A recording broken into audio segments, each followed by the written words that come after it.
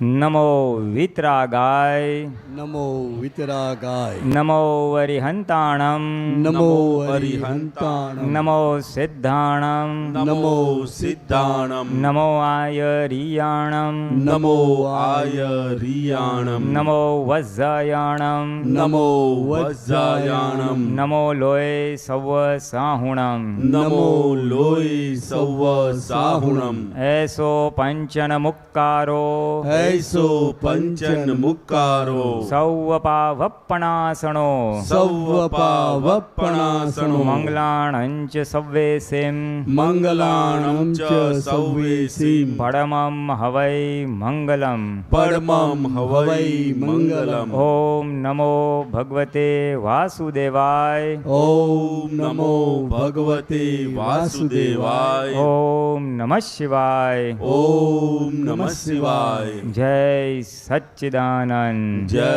સચ્ચિદાનંદ, જય સચ્ચિદાનંદ. જય સચ્ચિદાનંદ. મહાત્માઓ, આજે હવે આપણે બીજી કલમ લઈશું. દાદા ભગવાનની મૌલિક શોધખોળનું બીજું રત્ન, કોઈ પણ ધર્મનું પ્રમાણ ન દુભાય. આ કલમ હું બોલાવું છું, તમે બોલજો, પછી આપણે આગળ વધીશું. હે દાદા ભગવાન, હે દાદા ભગવાન, મને કોઈ પણ ધર્મનું, મને કોઈ પણ ધર્મનું કિંચિત માત્ર પણ કિંચિત માત્ર પણ પ્રમાણ ન દુભાય, પ્રમાણ ન દુભાય, ન દુભાવાય, ન દુભાવાય, કે દુભાવા પ્રત્યે ન અનુમોદાય, કે દુભાવવા પ્રત્યે ન અનુમોદાય, એવી પરમ શક્તિ આપો. એવી પરમ શક્તિ આપો. મને કોઈ પણ ધર્મનું, મને કોઈ પણ ધર્મનું કિંચિત માત્ર પણ કિંચિત માત્ર પણ પ્રમાણ ન દુભાય, પ્રમાણ ન દુભાય, એવી સ્યાદવાદ વાણી, એવી સ્યાદવાદ વાણી, સ્યાદવાદ વર્તન સ્યાદવાદ વર્તન અને સ્યાદવાદ મનન કરવાની પરમ શક્તિ આપો. અને સ્યાદવાદ મનન કરવાની પરમ શક્તિ આપો. આ કલમ ધર્મનું પ્રમાણ ન દુભાય એના ઉપર છે. ધર્મનું પ્રમાણ એટલે શું? એક તો આપણને જે સમજાય છે તે કે વ્યવહારમાં બધા અલગ અલગ ધર્મો છે. હિન્દુ ધર્મ, ક્રિશ્ચન ધર્મ, મુસ્લિમ ધર્મ, વૈષ્ણવ ધર્મ, જૈન, સ્વામિનારાયણ. તે કોઈના પણ ધર્મનું પ્રમાણ ન દુભાય એવી રીતે વાણી, વર્તન અને મનનની શક્તિ માગીએ છીએ. દાદા ભગવાન કે અમે સત્સંગ કરતા હોઈએ અને કોઈ પણ ધર્મની વ્યક્તિ બેઠી હોય, મુસ્લિમ પણ હોય, આપણા અમુક મહાત્માઓ, તમને ખ્યાલ નહીં હોય, બોમ્બેમાં તો હતા મુસ્લિમ મહાત્મા બી હતા, શહીદા કરીને સારા એવા ફોટોગ્રાફર હતા અને દાદાના હજારો બ્લેક એન્ડ વ્હાઇટ ફોટા એ જમાનામાં પાડેલા. સરદારજી બી, શીખ બી છે, ફોરેનર્સ અમુક છે, એટલે બધા જ ધર્મના લોકો છે. અને બધા ધર્મના લોકો બેઠા હોય, દાદા ભગવાન સત્સંગ કરતા હોય, કોઈને એમ ના લાગે કે આ મારા ધર્મની વિરુદ્ધ વાત કરે છે. બધાને એમ જ લાગે વાત તો બરાબર છે. સ્વામિનારાયણ હોય, જૈન હોય, વૈષ્ણવ હોય, કોઈને એમ ના લાગે કે આ કંઈક વિરુદ્ધ બોલે છે. અને અન્ય વ્યવહારના ધર્મ લોકો ઉપદેશકો હોય, એ ઉપદેશ આપતા હોય તો કદાચ પક્ષવાળી વાત હોય એટલે બીજા ધર્મવાળાને એ વાત સ્વીકાર થાય નહીં. મુસ્લિમવાળા બોલતા હોય તો હિન્દુને સ્વીકાર થાય નહીં, જૈન બોલતા હોય તો બીજાવાળાને સ્વીકાર થાય નહીં. પણ જ્ઞાની પુરુષ, વિતરાગ પુરુષ, તીર્થંકર ભગવાન જ્યારે બોલે ત્યારે કોઈના પણ ધર્મનું પ્રમાણ ના દુભાય એવી સ્યાદવાદ વાણી હોય છે. સ્યાદવાદ ધર્મનો એક વ્યવહારનો અર્થ આ છે, અને બીજો વિશાળ ધર્મનો અર્થ છે ધર્મનું પ્રમાણ ન દુભાય. ધર્મનું પ્રમાણ ન દુભાય એટલે શું? તો કે કોઈના પણ માન્યતાને ઠેસ પહોંચવી નહીં, કોઈના પણ વ્યૂ પોઈન્ટ દ્રષ્ટિબિંદુને ઠેસ પહોંચવી નહીં, કોઈની પણ શ્રદ્ધાને ઠેસ પહોંચવી નહીં. કેટલી બધી માન્યતા હોય કે ના હોય. કોઈ કે આપણે ભગવાનમાં માનતા જ નથી, કોઈ કે હું ભગવાનમાં માનું, ભગવાન તો છે, હા બધું ઉપરી છે, બધું કરે છે. કોઈ કે આપણે ભગવાનમાં માનતા નથી, આપણે તો માનવ ધર્મ માને છે, સેવા બેવા કરો બહુ થઈ ગયું, એની માન્યતા છે. કોઈ કે માંસાહાર કરાય, કોઈ કે માંસાહાર ના કરાય, એની માન્યતા છે.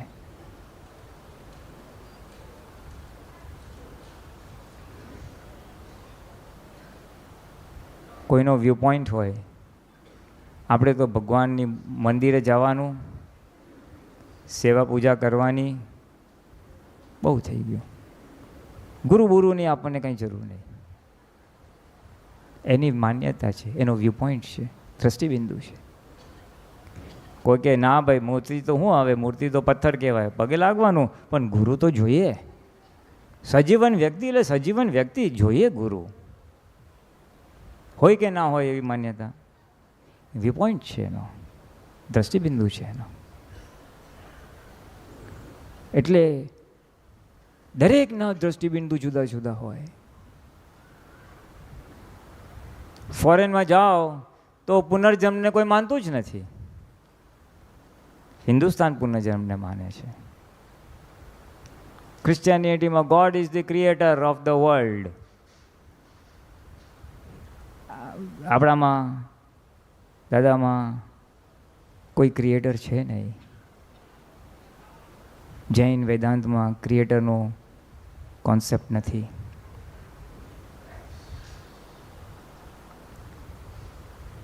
કસાય હોય ને, કસાય દાદા કે કસાય પણ એની ધર્મમાં જ છે. કસાયનો શું ધર્મ છે ભાઈ? માસા કતલ કરવાનું છે. તો કે એ તો મારો વ્યવસાય છે, મારા બાપાએ કરતા હતા, હું કરું છું ને બધા જ કરીએ છીએ. એટલે ખોટું નથી લાગતું એને. દાદા કે એ બરાબર છે, એના વ્યૂ પોઈન્ટથી બરાબર છે, કારણ કે એનો ધર્મ છે. દાદા ચોર હોય ને તો અમે ચોરને ચોર તરીકે ખોટો ના જોઈએ. આપણને લાગે હા ચોર છે, કેવી જાતનો છે. ના,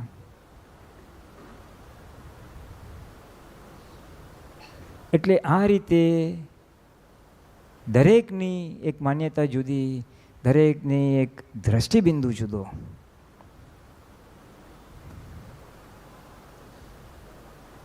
કેટલા દ્રષ્ટિબિંદુ હશે, કેટલી માન્યતાઓ હશે. વ્યક્તિએ બધાના વ્યૂ પોઈન્ટ થોડા થોડા જુદા પડે. એટલે એટલા બધા ધર્મ છે. ધર્મનું પ્રમાણ ના દુભાય એટલે કોઈના દ્રષ્ટિબિંદુનો દુપાણ ના દુભાય, કોઈની માન્યતા ના દુભાય. કેટલું મોટું વિશાળ ધર્મ છે. દાદા કે આદિવાસી હોય, પથ્થરને રંગીને પૂછતો હોય ભગવાન તરીકે, તો આપણે એમ ના કહેવાય કઈ જાતનો છે આ, તો હું યાર. ના, એની શ્રદ્ધા છે કે આ મારા ભગવાન છે, તો માન્ય રાખવું પડે, માન્ય રાખવું પડે. એટલે કોઈ પણ દેહધારી જીવાત્માનું, કોઈ પણ દેહધારી જીવાત્માનું કિંચિત માત્ર પણ ધર્મનું પ્રમાણ ન દુભાય. એટલે આ ધર્મનું પ્રમાણ ન દુભાય એ મોટો વિશાળ અર્થ છે. અને આમ બી તમે વ્યવહારના ધર્મ પકડો, મુસ્લિમ, ક્રિશ્ચિયન, શીખ, જૈન, વૈષ્ણવ, તો દરેકમાં એક માન્યતા છે ને. ક્રિશ્ચિયાનિટીમાં ગોડ ઇઝ ક્રિએટર માને છે, હિન્દુમાં કુદરત માને છે, મુસ્લિમમાં માંસાહાર ખાવો વાંધો નથી, હિન્દુમાં ના પાડે છે. એટલે આ છેવટે તો માન્યતા ઉપર જ જાય છે. એટલે એવી રીતે કોઈની પણ માન્યતાને પ્રમાણ ન દુભાય એવી રીતે વ્યવહાર કરવો, એની માન્યતાને અનુરૂપ પડે એવી રીતે વ્યવહાર કરવો, એનું નામ સ્યાદવાદ. સવારે આપણે વાત થઈ હતી સ્યાદવાદનો અર્થ શું. બહુ મોટો શબ્દ છે આ કહું છું. સ્યાદવાદ એટલે કોઈની માન્યતાને ઠેસ ના પહોંચે. સ્યાદવાદ એટલે કોઈના દ્રષ્ટિબિંદુને ઠેસ ના પહોંચે. સ્યાદવાદ એટલે જે એની શ્રદ્ધા કે માન્યતા હોય, આદિવાસી પથ્થરને પૂજે એની શ્રદ્ધા છે, એને ઠેસ ના પહોંચે એવો વ્યવહાર કરવો. દરેકનું જુદું જુદું કેમ છે? દરેક વ્યક્તિના દ્રષ્ટિબિંદુ જુદા જુદા કેમ છે?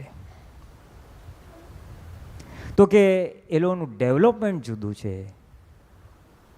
નિગોદથી જીવ નીકળે છે, વ્યવહાર રાશિમાં આવે છે, એકેન્દ્રિયમાંથી 2 ઇન્દ્રિયમાં, 3 ઇન્દ્રિય, 4 ઇન્દ્રિય, છેવટે મનુષ્યમાં આવે છે. મનુષ્યથી પછી એનો અહંકાર ખુલ્લો થાય છે, કર્મના બીજ પડવાના શરૂ થાય છે. તે ત્યારથી જે ડેવલપમેન્ટ થાય છે તે ડેવલપ થતો થતો થતો થતો પછી છેવટે પૂર્ણ ડેવલપમેન્ટ એટલે કેવળ જ્ઞાન. એટલે દરેકનું ડેવલપમેન્ટ જુદું હોવાથી દરેકના વ્યૂ જુદા છે. 84 લાખ યોનિમાંથી ભટક્યા પછી જીવ જ્યારે પહેલી વાર મનુષ્યમાં જન્મ લે છે તો ક્યાં લે છે ખબર છે? દાદા ભગવાને આ રહસ્ય ખુલ્લું કર્યું છે કે સૌથી પહેલાં આફ્રિકન જેને આપણે નિગ્રો કહીએ છીએ, હપ્સી કે ગુજરાતીમાં કદાચ, એને જન્મ ત્યાં થાય છે. પ્રથમ મનુષ્ય યોનિનું લીસ્ટ ડેવલપમેન્ટ, ઓછામાં ઓછું ડેવલપમેન્ટ ત્યાં છે. અને મેં જોયું છે જ્યારે વર્ષો પહેલાં આફ્રિકા જવાનું થયું હતું સત્સંગ નિમિત્તે, ત્યાં એ લોકોનો મેં વ્યવહાર જોયો. હટ્ટા હોય અને બધું જ કામ કરે. હા, ઘરનું નોકર હોય તો ગાડી એ સાફ કરે, રસોઈ બનાવે, ઘરનું બધું કરે, ઇસ્ત્રી કરે. અને કેવું ખરીદી કરવા જાય તો દુકાનમાં જાય, કાપડ બાપડ જોઈએ, મારી આંખ સામે જોયું હતું, આ કેટલાનું? તો કે આટલાનું, ફટ કરીને લઈ લે. આપણી જેમ ભાવતાલ કરે ને 4 દુકાન ફરે એવું કશું જ નહીં. ડેવલપ. રસ્તામાં અમે જોયું ત્યારે તો ટ્રાન્ઝિસ્ટર અને રેડિયોનો જમાનો હતો, વર્ષો પહેલાંની વાત છે. તો આ રેડિયો બેડો લઈ ચાલતો સાંભળતો જતો હોય. બસ ઘરમાં કોઈને ત્યાં નોકર તરીકે હોય ને, એને કંઈ ભૂખ લાગે તો ફટ કરીને ખાઈ લે, પૂછ્યા ગજ્યા વગર. એને કોઈ વસ્તુ ગમે તો ચોરી કરી લે, પૂછવાનું કરવાનું કાંઈ નહીં. એ શું સૂચવે છે? જાનવરમાંથી મનુષ્યમાં આવેલો છે ને. જાનવરને કેવો ભૂખ લાગે ફૂટ કરીને ખાઈ લે, જરાક ખાય તો ભો કરી નાખે. એવું જ ખાલી શરીર માણસનું છે, ડેવલપમેન્ટ એ જ છે. અને લિટરલી મેં જોયું છે. અને ત્યાં એનો સેટ એના પર અકળાય ને એને મારે ને, એને મારે ને ઢોરની જેમ મારે તો બી અસર ના થાય એને કાંઈ. હટ્ટા. એ તો ખાલી સમજાવવા માટે, આપણે તિરસ્કાર નથી કરતા, આપણે ત્યાંથી જ આવ્યા છીએ. એટલે એ ડેવલપમેન્ટનું પ્રથમ સ્ટેજ છે. પછી અમેરિકામાં જન્મ જાય, યુરોપમાં આવે, એમ ફરતા છેવટે હિન્દુસ્તાનનો મનુષ્ય બને છે. એ ડેવલપમેન્ટ છે. અને હિન્દુસ્તાનમાં આવે એટલે પુનર્જન્મને સમજતો થાય. અને ડેવલપમેન્ટ શેનું થાય છે? તો કે ક્રોધ, માન, માયા, લોભનું ડેવલપમેન્ટ થાય છે, અહંકારનું ડેવલપમેન્ટ થાય છે. અને એ બળતરા ચાલુ થાય પછી કશાય નહીં. અને બળતરા વધતા ઉપર પહોંચે એટલે થાય હાય હવે સહન થતું ને હવે છૂટવું છે, સંસારથી છૂટવું છે ને મોક્ષે જવું છે. એ એનું ડેવલપમેન્ટ. એટલે બધાનું ડેવલપમેન્ટ જુદું હોવાથી દર્શન શક્તિ અલગ અલગ સમજ ખીલતી જાય. અહીંયા બી મજૂર હોય તો કે મારે હવે કડિયા થવું છે, કડિયો હોય તો મારે કોન્ટ્રાક્ટર થવું છે, કોન્ટ્રાક્ટર થવું હોય તો મારે બિલ્ડર થવું છે. એક પછી એક દરેક અવતારમાં નવા બીજ નાખતો જાય.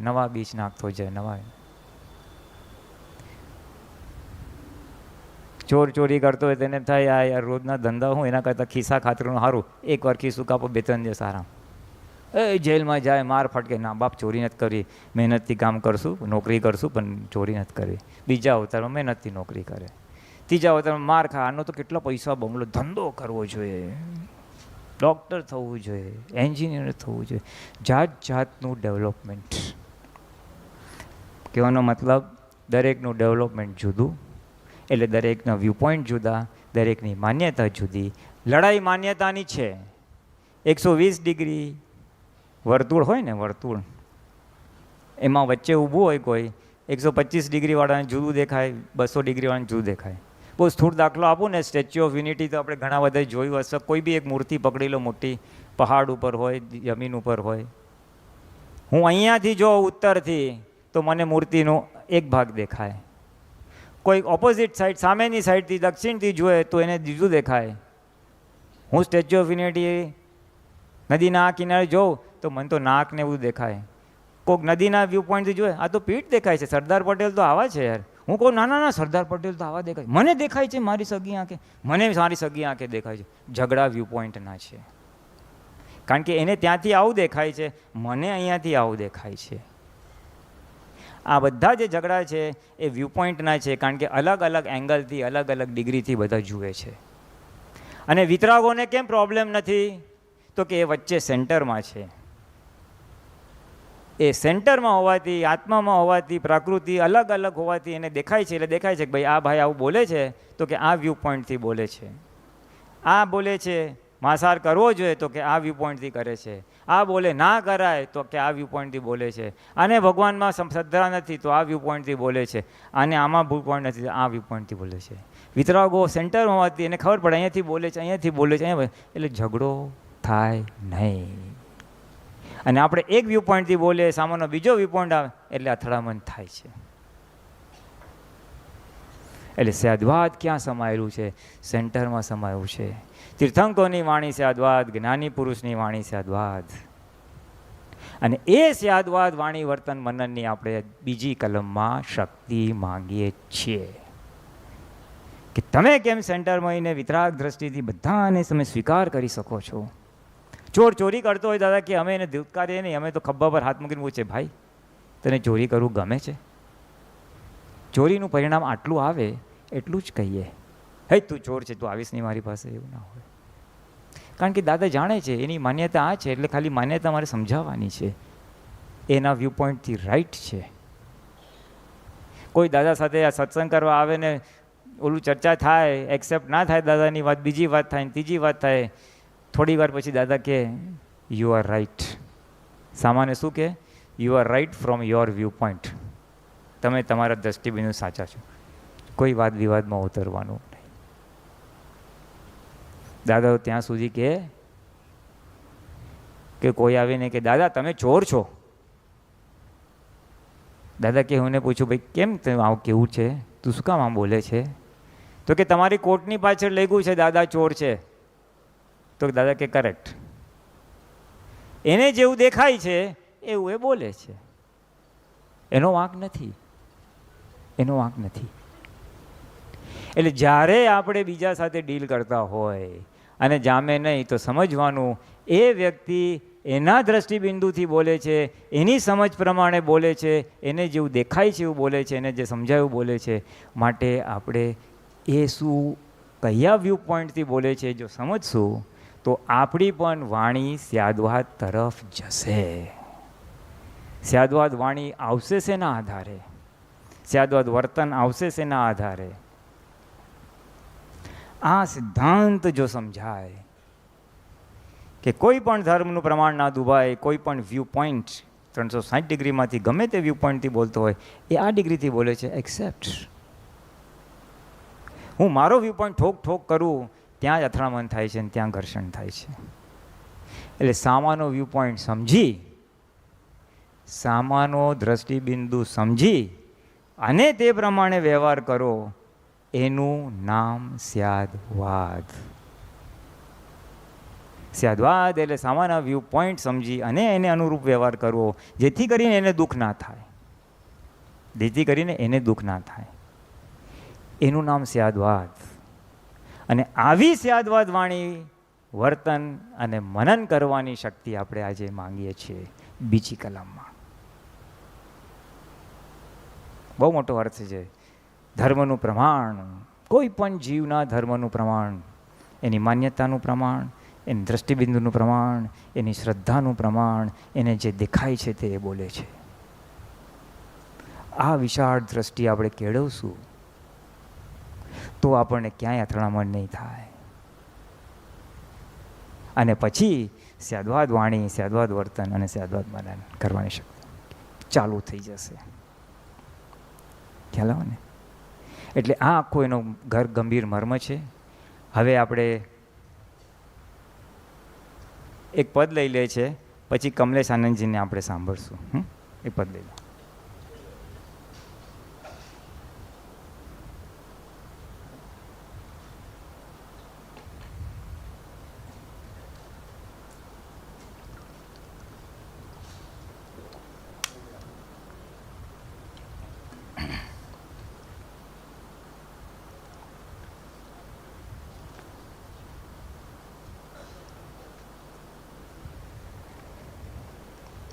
મહેશાનંદજી.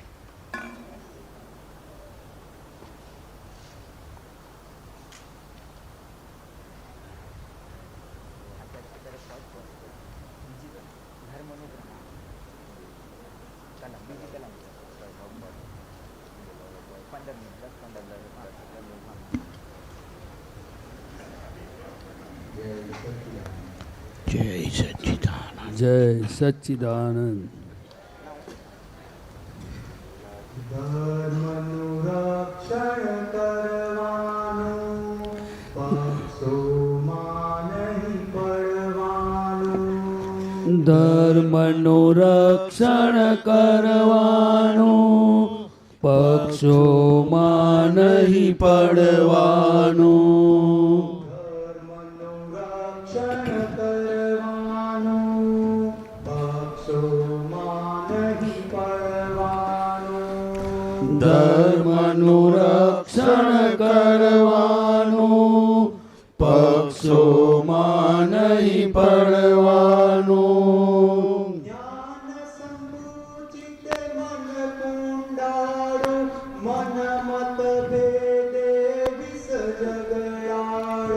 જ્ઞાન સંકુચિત મન કુંડાળું, મન મત ભેદે વિષ ઝઘડાળું. જ્ઞાન સંકુચિત મન કુંડાળું, મન મત ભેદે વિષ ઝઘડાળું.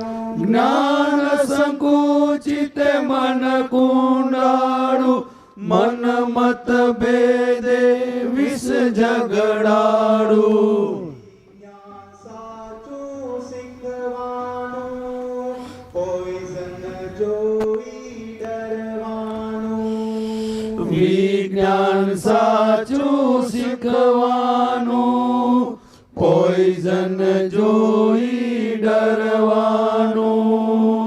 ધર્મનું રક્ષણ કરવાનું, પક્ષોમાં નહીં પડવાનું.